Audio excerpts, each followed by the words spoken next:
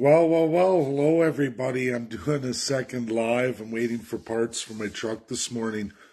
But I want to hit this live as I went through the analysis of the by-elections this morning to see how those four ridings that Justin Trudeau finally put up. And of course, nothing in the news. And do you want to know why there's nothing in the news?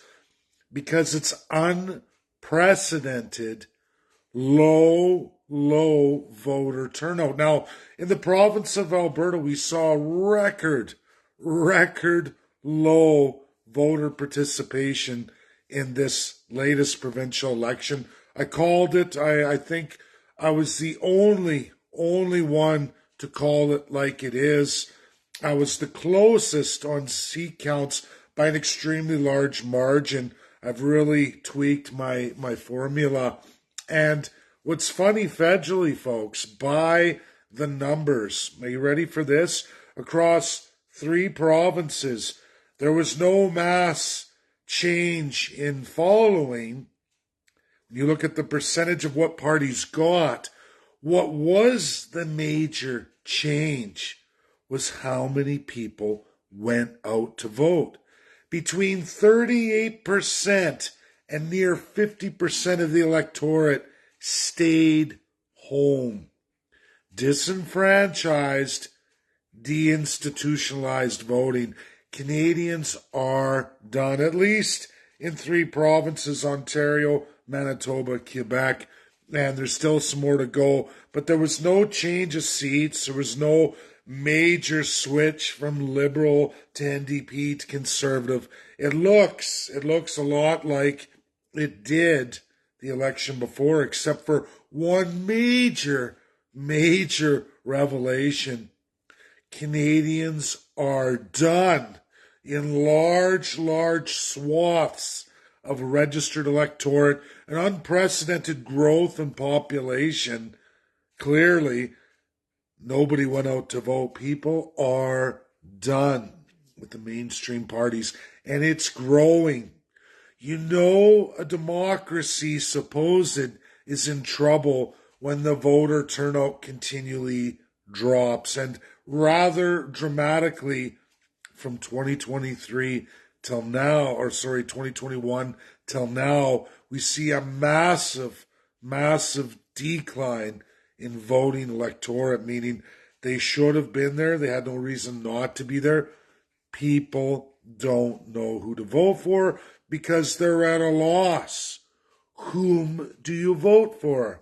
Tyrant A, B, C, or D? Because none, and I repeat, none are selling anything but the same old broken system. And we just saw it. Manitoba, Ontario, Quebec. All that happened is more than ever, the electorate stayed home. As high as nearly 50% in one of those ridings, Quebec, nearly 50%. But of the others, the lowest being 38%, a mean of nearly 41% of electorate stayed home. And I'm sure it's much higher, just like Alberta, it's much higher, but we need those results from the chief electoral officer in the year to come when we look at actually how many people are in the electorate when you consider migration, immigration. And they didn't count any of that. They're going off of the first seat of electorates already nearly 4 years ago today. So it's terrible. It's terrible. And the media says not a word about it. You won't hear a single word because that's detrimental and it exposes the system as it's truly flawed. It's great news. I expected it. I calculated it. I knew it in the province of Alberta when everybody said, no, it's going to be an historically high voter turnout. And the answer was completely the opposite, just as I said. And the seat counts were very close for me. I was out by one seat, one independent. And in some of those margins, that's pretty accurate. I'm within easily less than a 0.25%. And that's far greater than any of the pundits, politicos, and supposed political science majors throughout all news media outlets. I clearly destroyed CBC. In fact, I made a laughing stock of them in the provincial election. I wasn't trying to, but it became clear that I knew more about how the election was going, the results of the election as it was going, than CBC did. And you think how much taxpayers are funding for that. And I'm just an average Joe. This is more of a hobby, and sure, there's some math from schooling and in my time there. But the reality is it's very, very pathetic. What's even most pathetic is that you don't hear about this historical low voter turnout. Conservatives didn't gain anything, and in fact, it shows that they lost. Liberals, by large margins, lost electorate. 50% of the last time electoral that voted Liberal didn't turn out to vote. And worse than that, the Conservatives didn't gain anything.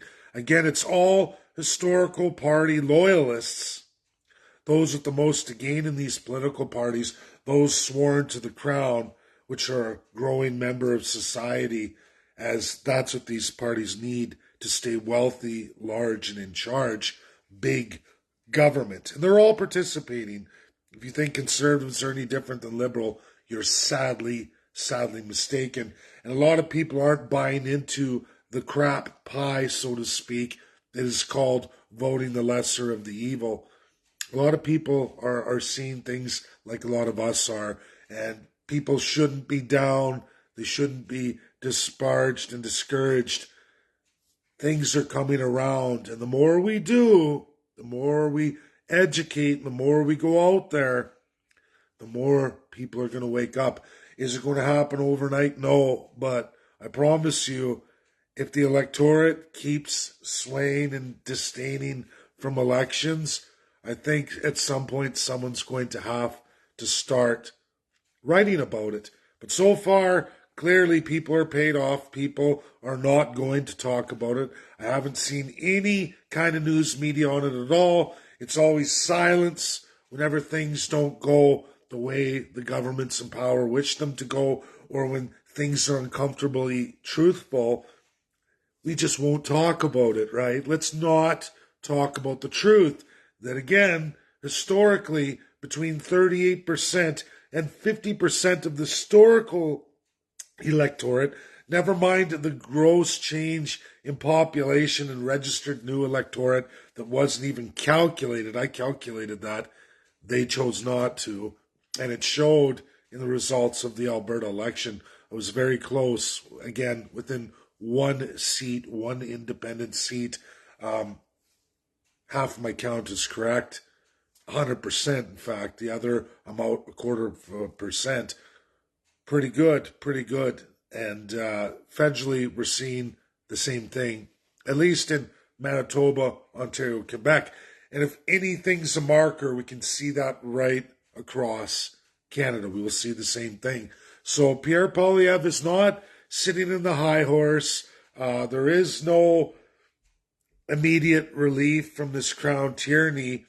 The only relief is seeing that a large swath of electorate is not participating, which means they're waiting for something new, something better. That's my video, folks.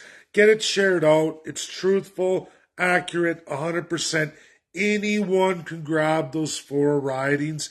Anyone can go look at the results of just 2021 and then now 2023, 2 years later from Justin Trudeau's early election call. And you see a terrific amount of electorate staying home or spoiling ballots. A terrific margin, much larger than what occurred in Alberta, even though Alberta's should be a stake in the ground to how Canadians are feeling. And I guarantee you most of those folks are working Joe Janes, looking at it that there is no good future in the system in Canada. There is no magical party currently registered and large and in charge in media getting heavily financed that has your back. Clearly they don't. That's my video. Share, share, share, because one, it's credible, it's true, it's reality. Anyone can look at those 4 federal ridings. The electorate stayed home in large swaths. Go try to find a pundit, a political scientist, or anyone in media telling you that truth that's clear in black and white results in officially today. Thanks, everybody. Enjoy the rest of your day. It's good news. Bye now.